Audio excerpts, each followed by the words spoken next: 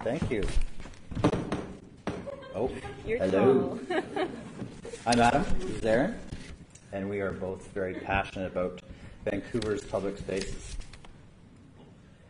We at the Vancouver Public Space Network firmly believe that high quality, robust, and accessible public space are fundamental to making Vancouver a livable city. Public space is often taken for granted, which is surprising because we use it every day.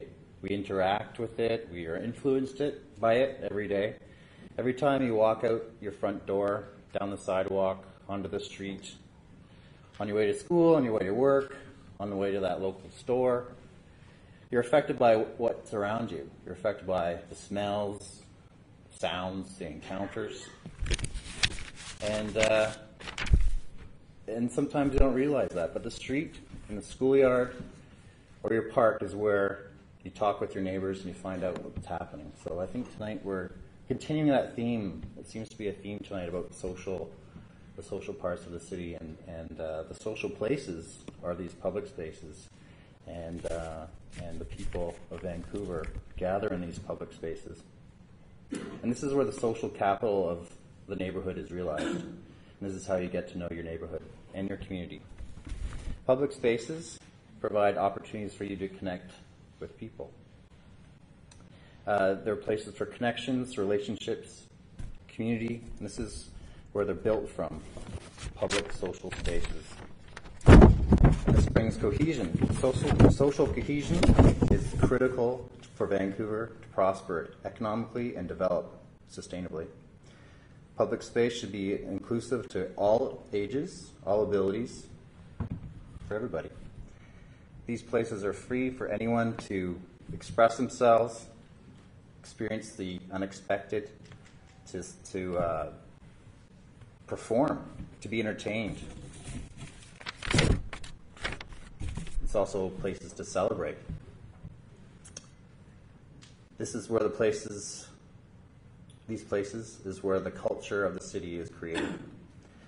During the Winter Olympics, people came to Vancouver downtown day and night. Hundreds of thousands of people jammed downtown, and they made a very public expression that city's residents want a place to party, and it became a defining moment for Canadian identity.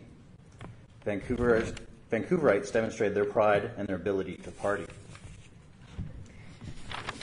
And public spaces are also places of protest, and they're places where people can express what they want to change about where they are.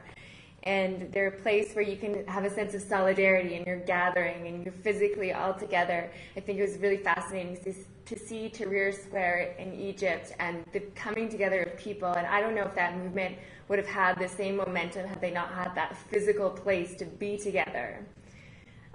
Public spaces are also places of economy, and they allow the transactions of goods that go back to probably the very first sense of public places, where it was a market or a bazaar, where you were getting the essential things you needed to live.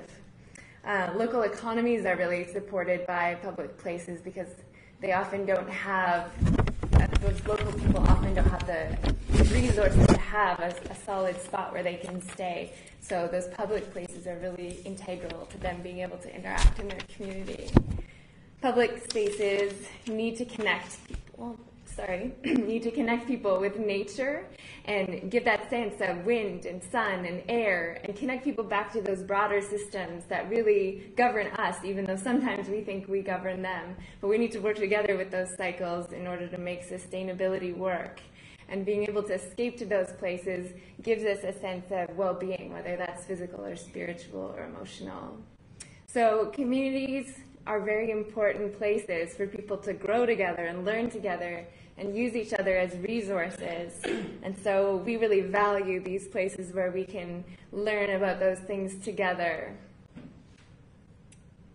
This helps us build resources and trust, and I think it connects with a lot of what the other speakers were saying about those shared values and coming together under a common understanding of what we want to do together. So we think all of these aspects don't work alone. They're interconnected, and they help feed each other's success. And so public places like Granville Island take all of them and they bring them together, and we're gathering and we're celebrating, and there's local economy that we're participating in. There's a sense of community and expression of arts and culture, and there's nature, and you can sit beside the ocean and maybe get pooped on by a seagull. And we love all that, so we think that public spaces bring people together and let them share those ideas and resources so that we can work towards a sustainable future together. Thank you.